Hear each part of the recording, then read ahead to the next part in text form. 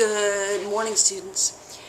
It's Saturday morning. It's about 6 o'clock in the morning, and I've been grading your papers this week about spanking and reading forums about spanking and abuse and discipline. And I just wanted to talk to you about this for a few minutes. Okay. First of all, I respect that your views may be different than mine. Our views about spanking have a lot to do, first of all, it's a controversial topic, right? And our views about spanking have a lot to do with how we were raised, our culture, and other things. Spanking is much more common in the United States than it is in other cultures. It's much more common among African Americans and among Caucasians. It's much more common among people of lower socioeconomic status than people of higher socioeconomic status. Parents who go to college are less likely to spank their kids. There's a lot of factors, cultural factors, okay? So I get that. I get also that it also has to do with rural and urban and what era we were raised in and other factors. It's difficult for people because the number one argument we say is, well, I was spanked and I turned out okay. I hear that, but I want to talk to you about the research around this, okay? And then I want to share with you a personal story relevant to that. The fact that you were spanked, or I was spanked, which I was, and I turned out okay, doesn't really matter, okay? I know that sounds harsh, but it's a personal testimonial, okay? It's an N of one. We say that sometimes in psychology. It means that it was one person, that happened to one person. And I know you say, well, I talked to my friends and my boyfriend and whatever else, and he was spanked and he turned out okay. I get that. Slow down, right? Because a critical thinker looks at big picture research, not just small picture research, okay? Small picture research is what happened to you. Big picture research is what happened to most students across, when we look at that, or most children. When we look at that research, first of all, it's hard to determine what's abuse and what's spanking, okay? That's kind of evident in the video. Most of you thought it was abuse, a few of you thought it was just spanking. But we usually as a field can get pretty good agreement on where's spanking and what's abuse. So I'm just going to talk about spanking. Abuse is not okay. And I'm not going to go into definitions right now of what's spanking and what's abuse.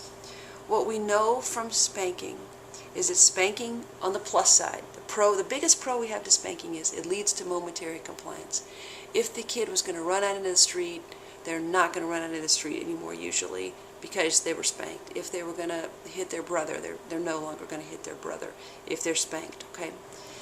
That said, there's a host of negative factors about it, okay?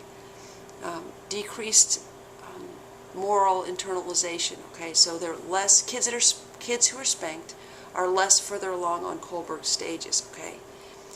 Kids who are spanked show more childhood internalizing problems. Remember, that's like depression and anxiety. Kids who are spanked show more aggression. Your book mentions too, they show more stealing, they show more conduct problems, they show those kind of things. Spanking teaches kids that violence is a way to solve problems, okay? So an adult models that hitting is okay, so kids learn it's okay to hit. Kids that are spanked, it decreases the quality of the relationship between the child and the adult. If you were spanked, you probably remember that as a kid, right? That you hated your parents the minute they hit you, right? Or after there. Kids that are spanked show, even when we control for, well maybe, okay, correlation is not causation, remember? Okay, so just because kids who are spanked show increased stuff doesn't mean that spanking causes this. So even when we take out for account, even when we account for account that, well, maybe the kids who are getting spanked are just worse kids to begin with, okay, you follow me? Even when we hold that and we take that out, it still shows that, the research still shows that spanking increases these things in kids, or it's correlated with an increase. Whether spanking increases it, we can't say, but kids who are spanked show more of these kind of problems. Here's the other thing. Even as adults, kids who are spanked show more conduct problems, more internalizing problems, more depression, more anxiety, more at risk to abuse their own kids, hi kitty, more at risk to be in a domestically violent relationship and abuse their spouse. That's a lot of stuff, right? Okay? So even though correlation isn't causation, I don't want to take a chance, right? I don't want to risk increasing things in terms of the risk of my kids growing up that way. The other problem is with spanking, we don't really get to solve problems, right? It's just the adult, the power one comes in and wins the argument by hitting. So kids never get to really solve their problems. Now, let me tell you, to finish up, the real bottom line reason. All those things that's good research, and I know that, okay?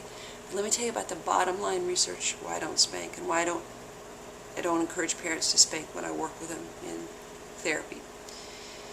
Most parents, more than 75%, end up spanking harder than they meant to or longer than